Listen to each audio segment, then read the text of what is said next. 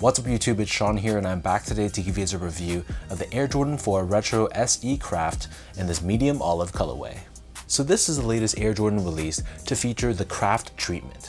I read somewhere that it stands for handcrafted, which is why these silhouettes that have the craft treatment, they often have unique materials and small changes in the upper, which gives it more of a cut and sew sort of feel.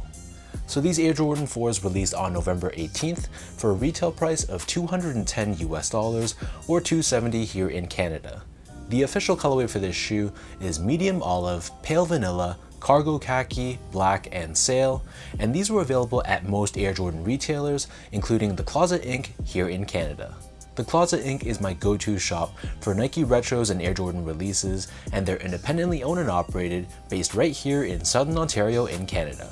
So for all my Canadian viewers out there, I'll link their social media, their website, all that good stuff down below. So check them out, show them some love, and be sure to tell them that I sent you. So first things first, here's a quick look at the box. So this comes in a olive colored cardboard box, and we have Flight branding on the very top, which matches the tones of the shoe. And it might be hard to tell in the video, but there's a shiny cement print finish to it. It's more of a subtle take, but it reflects light depending on the angle you're looking at it, which adds some depth to the design of the box itself. So this is your classic Air Jordan 4 silhouette, but like I mentioned earlier, there's some small tweaks and changes to the upper of the shoe, which gives it more of a unique character. So diving right into it, on the toe box you can see the base layer of the shoe. This is crafted using an olive colored nubuck.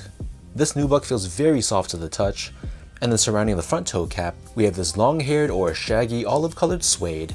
But on the lateral side, we have this split stitching, which is something you don't normally see in a typical Air Jordan 4. As usual, on the bottom three eyelets, we have this TPU lace crown, and then underneath this we have more of that olive colored suede, and then the top three eyelets, this is once again covered in this TPU lace crown, and it's connected to the side wings of the Air Jordan 4, and this is crafted using a black colored cracked leather.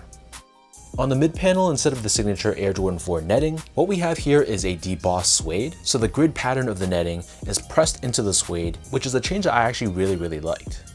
And then underneath this, running down the length of the shoe, we have more of that green colored nubuck. On the top portion of the ankle collar area on the lateral side, we have this small square patch of suede, but when you compare this to the medial side, on this side, the entire upper collar, this is crafted using suede, as opposed to the nubuck on the lateral side. In the middle of the heel, we have your signature TPU heel cup. This is constructed out of this smoky, semi-translucent TPU, and we have a pale vanilla colored Jumpman in the center. As far as the laces go, so these only come with one lace option, and they're a flat style lace in this olive color, giving it more of a tonal look. If you want to give the shoe a bit more pop, or if you want to make the shoe a bit more similar to the classic and iconic undefeated Air Jordan 4, which coincidentally shares a similar color scheme, you can toss on some orange laces to really give it more of that undefeated flavor. Underneath this, instead of the netting, just like the side panels, the suede here on the tongue, this is debossed in this grid-like fashion. And then the top of the tongue, this is covered in this long-haired shaggy suede, and we have this patch on the top with Jumpman Flight branding. And then just like any other Air Jordan 4, on the back of the tongue, we have this upside down tag with Air Jordan branding. So the back of the tongue and the interior of the shoe, this is covered in this black colored liner, and this collar of the shoe is decently padded. It's not the most padding I've seen on an Air Jordan 4, but it's definitely not thin either. And then as far as the insoles go, so these come with a polyurethane foam insole. It's covered in this black colored liner on top, and we have a Jumpman pressed onto the heel. So the upper of these Air Jordan 4s, this sits atop this polyurethane foam midsole, which is painted in the sail or off-white color. Encased within the Jordan 4 and visible in this window on the heel, we do have Nike Air technology, which helps with impact protection and shock absorption. And then finally, the bottom of the shoe, this is your classic Air Jordan 4 outsole, but it's constructed out of a mix of black, pale vanilla, and this gray colored rubber. We have this herringbone style traction pattern on the forefoot, along with these grooves to give you added flexibility, and then in the middle of the outsole, we have this pale vanilla colored Jumpman. So that breaks down the look and the construction of these Jordan 4s.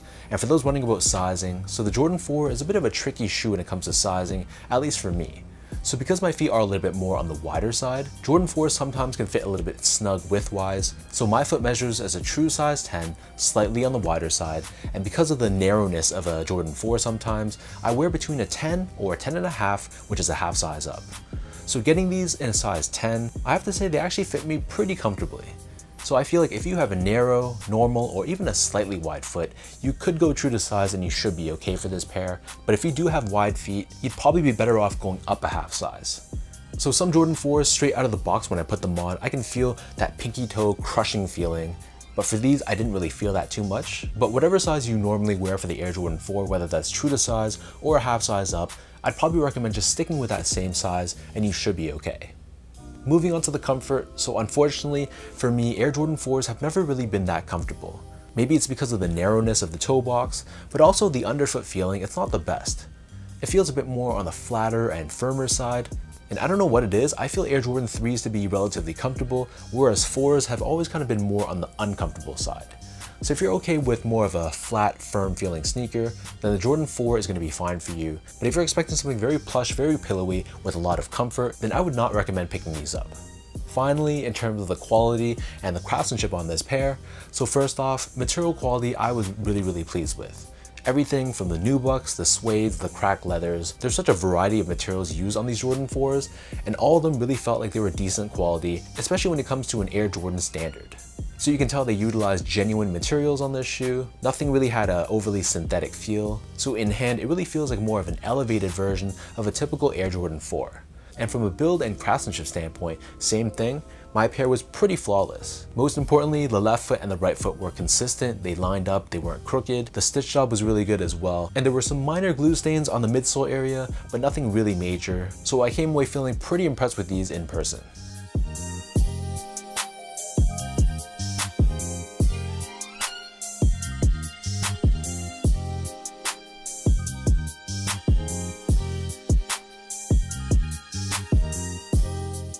So with all that out of the way now, let's toss these on feet, I'll lace them up for you, and let's show you guys how these look.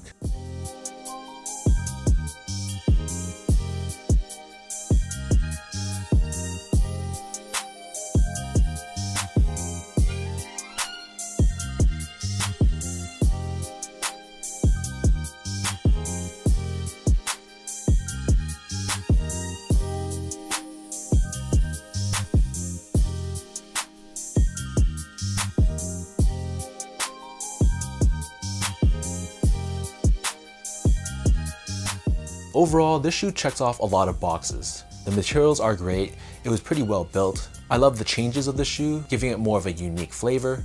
And the colorway in itself is very solid for fall and for winter. Olive green just works so well with winter fits, and it's a pretty versatile colorway that's outside of white, gray, and black. And again, if you guys are fans of the undefeated 4s, and obviously if you don't want to pony up a fortune just to acquire a pair of those, this would be a pretty good consolation prize. So let me know in the comment section down below, what do you guys think about this medium olive Air Jordan 4 Craft? For anyone watching, did you also pick up a pair of these? Are you crossing your fingers and hoping they eventually go on sale? Or it just wasn't your thing and you passed on them altogether? As usual, if you guys enjoyed this video, be sure to like, comment below, and be sure to subscribe to my channel if you haven't yet. You can also follow me on social media at Instagram at esco8, follow my X or Twitter account at sean.go spelt out, and visit my website at seango.ca. So thank you so much for watching. Another shout out goes out to The Closet Inc. Appreciate your love and support, and I'll catch you guys all in my next review.